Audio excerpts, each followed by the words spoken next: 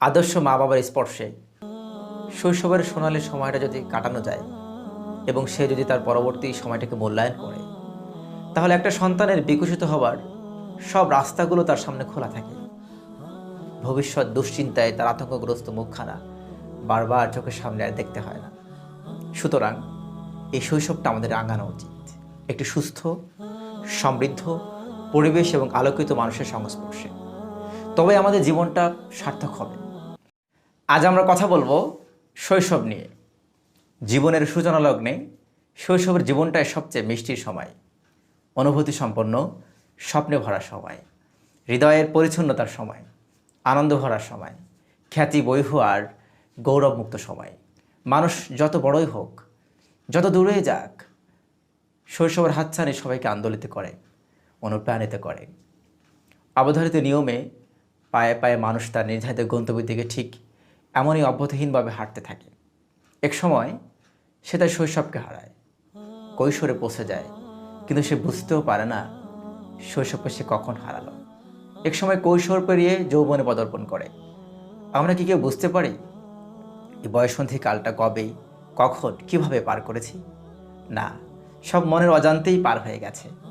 শৈশব, কৈশোর, যৌবন সবগুলোর মিসিংই আমাদের তাড়া করে ফেলে।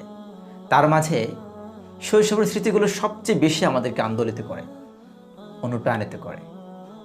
পেছন ফেরা স্মৃতিগুলো মনে পড়তেই চোখটা ভিজে আসে, অন্তরটা কেঁদে ওঠে। আহারে কত মায়া, কত স্মৃতি অ্যালবামে আমাদের হৃদয়টা আটকে পড়ে। আমরা যত বয়সে হই, যে বয়সের হই না কেন, কেন জানি শৈশবের হাতছানি আমাদেরকে ডাকতে থাকে। আমার মনে হয় মানুষের মধ্যেই শৈশবটা হচ্ছে জীবন। আসলে এই শৈশবের কাছে ফিরতে চাওয়া মানে কিন্তু জীবনের কাছে ফিরতে যাওয়া। আর জীবনটা তো সময়ের বেষ্টনী দিয়েই মোড়ানো। সময় শেষ, জীবনটাও ব্রেক। আর এই সময়গুলোর মধ্য দিয়েই তো আমাদের জীবনের সব পরিক্রমাগুলো ঘটতে থাকে একে একে। সময় যে কী গুরুত্বপূর্ণ, আল্লাহ তাআলা কোরআনের সর্বশেষ কসম করেছেন, আর তা হচ্ছে সময়ের কসম। সূরা আসর, ওয়াল আসর ইন্নাল ইনসানা লাফি খুসর। কসম সময়ের। আমরা টিএসিলেটে একটি কবিতা আছে, there is nothing again because I know that time is always time and place is always and only place and what is actual only for one time and only for one place. There is nothing again, আবার বলে কিছু নাই। কারণ পৃথিবীতে কোনো কিছু একবার চলে গেলে তার কোনো দিন ফিরে আসে না। আমরা ফিরতে পারি না বলেই এত আকুলি বিকলি, এত স্মৃতিবিদুলতা, এত কাতরতা আমাদের মাঝে।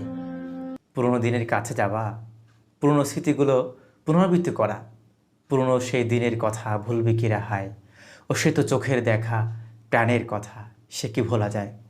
আমাদের জীবন থেকে যা একবার চলে যায় তা কোনো দিন ফিরে না, এটি এমনই নির্মম। ওমর খৈয়াম রহিমাহুল্লাহ একটি কবিতা আছে, ইংরেজি ফিক্সেবল অনুবাদে, the moving finger rights and having it moves on, nor all the piety nor wit shall learn it back to cancel half a line, nor all the tears wash out word of it. আমাদের কাজে তো দুজন ফিরিস্তা থাকে, কেরামান কাদেবিন। আমরা কাজ করছি are moving ফিঙ্গারেরা লিখে যাচ্ছে, আবার কাজ করছি তারা আবার লিখছে, অন্তহীনভাবে কাজ করছি তারা অন্তহীনভাবে লিখে যাচ্ছে। nor all the piety nor wit shall learn it back to cancel half a line. তোমার সমস্ত জীবনের পুণ্য, সমস্ত জ্ঞান দিয়েও যদি তুমি চেষ্টা করো, তার আধা লাইনও তুমি বুঝতে পারবে না। Not all the tears wash out word of it, তোমার সমস্ত চোখের পানি ওর একটা শব্দও মুছতে পারবে না। তো আমরা যা হারিয়ে ফেলি একবার, তা চিরজীবনের জন্য হারিয়ে ফেলি। আমরা যারা আমাদের দাদা নানাকে হারিয়েছি, বাবাকে হারিয়েছি, পৃথিবীতে চিরদিনের জন্য হারিয়ে ফেলেছি, তেমনি আমরা আমাদের জীবন থেকে শৈশবকে হারিয়ে ফেলেছি ছোট্টবেলার রঙিন জীবনটাকে। একটু বড় হয়ে দেখেছি, আমরা যখন পড়াশোনা করতে করতে আন্দোলিত হয়ে পড়তাম, তখন শিক্ষকদের বলতাম যে আমরা এখান থেকে আর কখনো কোথাও যাব না। শিক্ষক বলতেন, আর এটাকে হয় নাকি, তোমরা মক্তব ছেড়ে এসেছো না, প্রাইমারি ছেড়ে এসেছো না? জি হুজুর। তাহলে বলো তো, তুমি কি আবার সেই প্রাইমারির বেঞ্চের দিকে বসতে পারবে? একটু ভাবো তো, কত হাস্যকর তোমাকে দেখাবে। আমি কি এখন প্রাইমারিতে গিয়ে বসতে পারবো? মক্তবে হুজুর আমাকে পড়াবেন? এভাবে সব কিছু হারাবে এবং অনেক কিছু মিথ্যেও হয়ে যাবে। কিন্তু তার মাঝে মানুষের আদর্শ, আখলাক, ভালোবাসা, ইলমে খেদমাত এটা থেকে যায়, এটা কোনোদিন যায় না। আমার খুব মনে পড়ে ছোটোবেলায় যে মাঝহারিতে পড়েছি, দীর্ঘদিন পর আবার যখন সেখানে গেলাম, সেটি কী অনুভূতি, সেটি কি বিষণ্ণতা, কি বিষণ্ণ অনুভূতিময়। আমি এমন অনুভূতির সামনে জীবনে কোনোদিন পড়ি নাই। যেটার দিকে তাকাচ্ছিলাম সঙ্গে সঙ্গে আমার চোখে পানি এসে যাচ্ছে। আমি যেন দেখতে পাচ্ছি প্রতিটি গাছের পেছনে আমার সেই শৈশবের ছেলেটা লুকিয়ে আছে। প্রতিটি দেয়ালে দেয়ালে সে প্রতিচ্ছবি ভাসছে। আমি যেন দেখতে পাচ্ছি পুরা প্রতিষ্ঠান জুড়ে, যদিও বা আমার বন্ধুরা, ছাত্র ভাই, শিক্ষক কেউ নেই।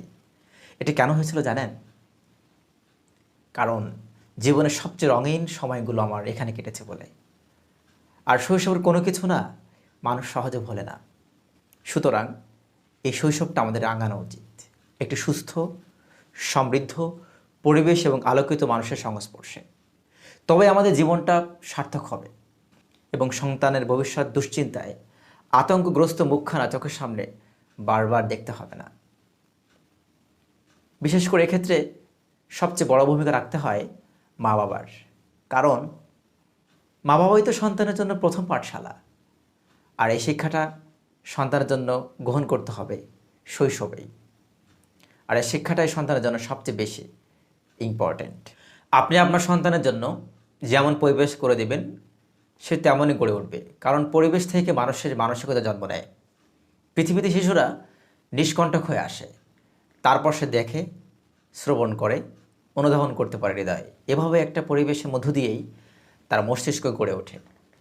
আল্লাহ এ ব্যাপারে সূরা নাহালের ৭৮ নম্বর আয়াতে বলেছেন, আল্লাহু আখরাজাকুম মিন বুতুনি উম্মাহাতিকুম লা তা'লামুনা শাইআ ওয়া জাআলা লাকুমুস সামআ ওয়াল আবসারা ওয়াল আফইদা লাআল্লাকুম তাশকুরুন। আল্লাহ তোমাদেরকে তোমাদের মায়ের গর্ভ থেকে বের করেছেন, তোমরা কিছুই জানতে না। তিনি তোমাদের কর্ণ, চক্ষু ও অন্তর দিয়েছেন যাতে তোমরা অনুগ্রহ স্বীকার করতে পারো। সুতরাং বুঝতে পারলাম যে মার পেট থেকে সন্তান ফ্রি ব্রেন নিয়ে পৃথিবীতে আসে, তার কোনো নলেজই থাকে না।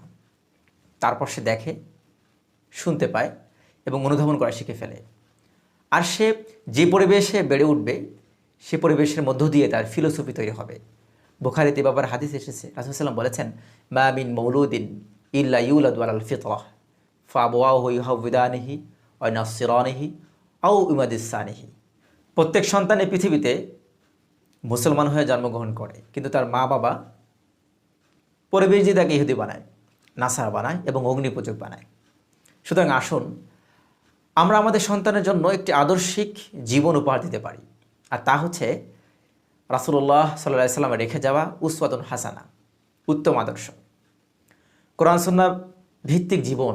দেখুন, মানুষ বিত্তবান হতে পারে, সম্পদশালী হতে পারে, কিন্তু সম্পদ দিয়ে তো সম্পদ এনজয় করা যায় না, উপভোগ করা যায় না। জীবনকে উপভোগ করতে চাইলে হৃদয় লাগে, আর হৃদয়টা গড়ে তুলতে হয় একটি উত্তম আদর্শ, উত্তম পরিবেশের মধ্য দিয়ে। আর তা হচ্ছে রাসূলের উসওয়াতুন হাসানা। জীবনের প্রতিটি ক্ষেত্রে সুন্নাহ অনুসরণ করা, সেটা আমাদের ব্যক্তি জীবনেও এবং আমাদের সন্তানদের জিন্দেগিতেও প্রতিফলিত করা। আর এটা মা বাবারই দায়িত্ব। রাসূল সাল্লাম বলেছেন, মুসনাদ আহমদ এসেছে, মুরু সিবিয়ানাকুম বিসসালাত ইজা বালাগু সাবআ ওয়াদরাবুহুম আলাইহা ইজা বালাগু আশরা ওয়া ফাররিকু বাইনাহুম ফিল মাযাজি। তোমাদের সন্তানদের বয়স যখন ৭, তখন তাদের নামাজে আদেশ করো। 10 বছর হলে শাসন করে হলেও নামাজে তাকিদ দাও, এবং 10 বছর হলে মা বাবা থেকে তাদের বিছানাকে আলাদা করে দাও। সন্তান ছোট থাকা অবস্থায় এই কাজগুলো মা বাবার দায়িত্ব থাকে, এবং এটা অবশ্যই শৈশবেই করতে হবে। আদর্শ মা বাবার স্পর্শে শৈশবের সোনালি সময়টা যদি কাটানো যায় এবং সে যদি তার পরবর্তী সময়টাকে মূল্যায়ন করে, তাহলে একটা সন্তানের বিকশিত হবার সব রাস্তাগুলো তার সামনে খোলা থাকে।